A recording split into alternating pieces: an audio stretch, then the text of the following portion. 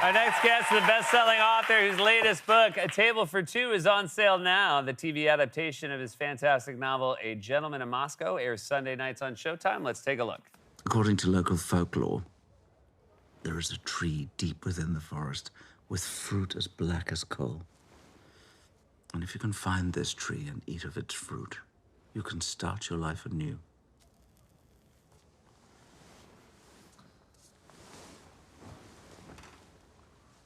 So would you? Would I what? Would you take a bite?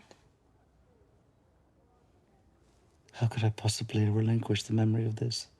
Please welcome back to the show, Amor Towles, everybody.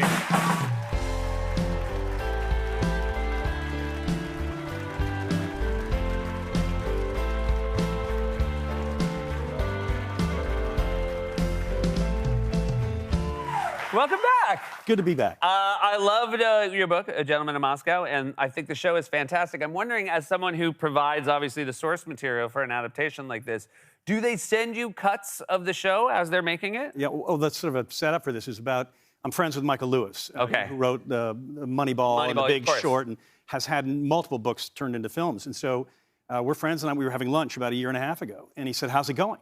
And I said, well, they just sent me the drafts of the first 2 episodes, and they've asked me for my feedback. But I think they are just being polite. And there's a pause, and Michael says, Amor, they're definitely just being polite. And not only do they not want to know what you think, they wish you were dead.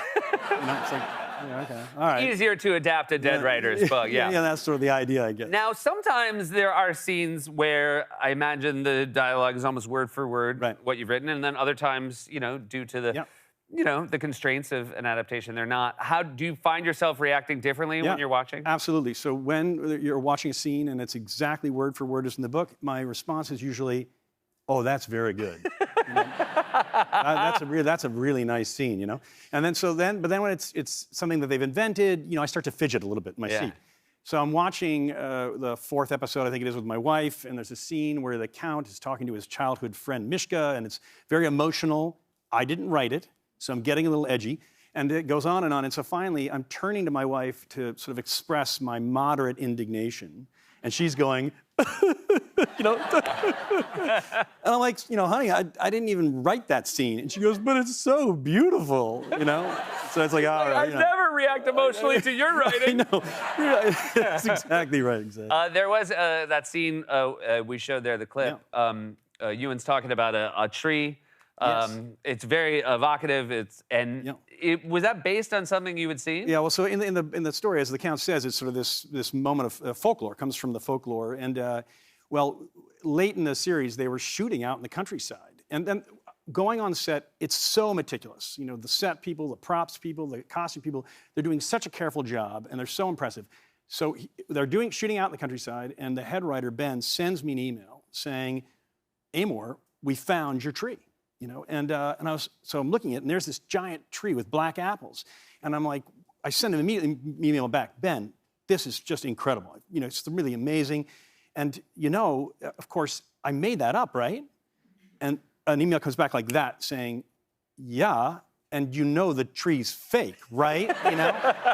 And I'm like, yeah, I was so onto that. Yeah, I could tell. And so then they all come to town for the premiere.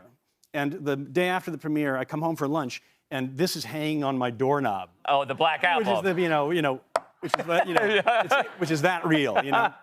So it's like, yeah, thanks, guys. You know. So your new book, 6 short stories and a novella. Yes. I felt very, it really reminded me of the way I've somehow behaved when I thought it was time to write something. There's a story about a writer, a young writer, who feels like he doesn't have any stories to tell. He had an uninteresting life, and he's waiting for the interesting thing to happen that he could write a story about.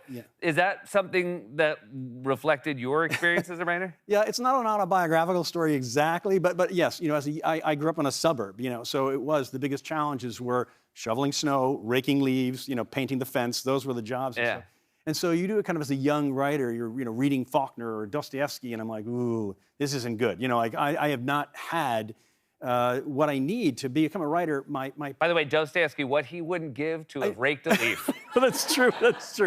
You know, and meanwhile, I'm like, you know, my parents haven't even had the courtesy to be alcoholics. You know, like, you know, Because then we would have had something to work with. A little something, yeah. Just give me a little something to work. So yes, so the young man is kind of wrestling with this sort of lack of experiences, and yes, of course, the story kind of the experiences come to find him.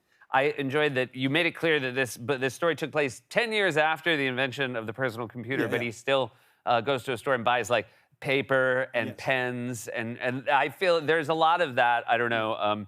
There's a bit of ceremony when you're a writer. And you're like, if I just get the right pens, all the ideas will come. And the right chair, the right time of day, you know, the right food, and you know, just sit there and then the genius will follow, right? You know. Does it harder with you know, obviously you have shorter, smaller real estate when you're writing short stories, and being a writer, it only works if people have empathy for your characters. Is it trickier to build that empathy over the course of 30 pages versus a full novel? Yeah, it's a big part of the challenge, and it's part of the fun too, because the nature of a short story that's different from a novel is it's not about something unfolding, you slowly getting to know a character and the family or what have you, and seeing the events sort of accumulate.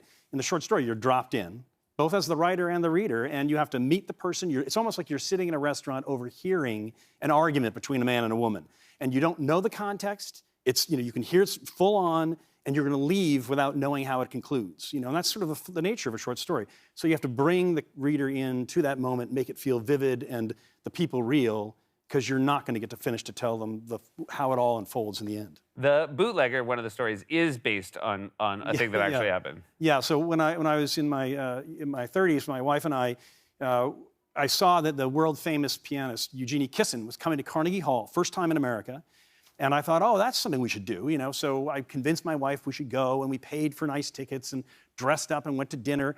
And we arrive in the Carnegie Hall. We're sitting down. And an old guy in a trench coat comes in, sits next to me, and I noticed that sticking out of the sleeve of his coat are two little black stems, and I realized, oh my God, he's recording the concert, you know, in Carnegie Hall of all places.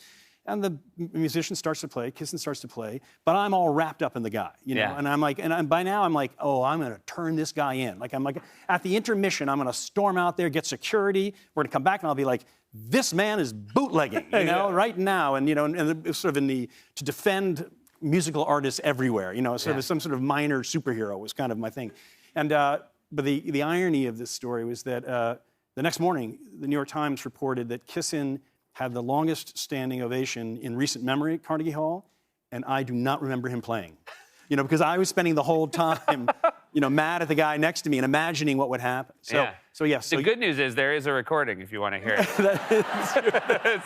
there is something worked out. It's out there. It's out there. On eBay, I could probably find it. Yeah. Hey, thanks so much for being here. I really appreciate it. Immortals, everybody. Table for Two on sale now, and A Gentleman in Mossberry Sunday nights on Showtime. Right back with more Late Night.